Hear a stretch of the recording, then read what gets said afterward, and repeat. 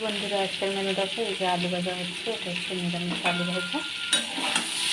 কাশ্মীরি ভাজা একটু লঙ্কা দিয়ে দেখো আলুগুলো নুন হলুদ একটু লঙ্কার গুঁড়ো দিয়ে ভেজে নিচ্ছি।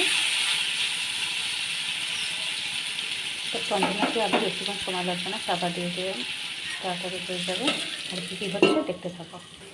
দেখো বন্ধুরা, আলু ভাজা হয়ে গেছে, এবার তুলে নেব। দেখো বন্ধুরা, আলু ভাজা নামিয়ে নিয়েছি। এবার করছি ডিম ভাজা, এটা আমার জন্য, এটা ডিম ভাজা আমি খাবো। আর এখানে দেখো 5টা সিদ্ধ ডিম করে নিয়েছি। তো তরকারি ডিম আমি খাবো না, তো সেই জন্য ডিমের তরকারিগুলো দেখতে থাকো।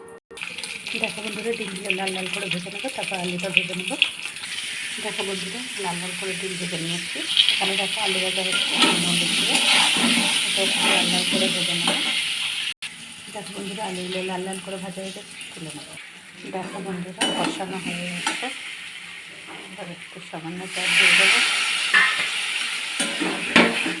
ঢাকা দিয়ে দেবো।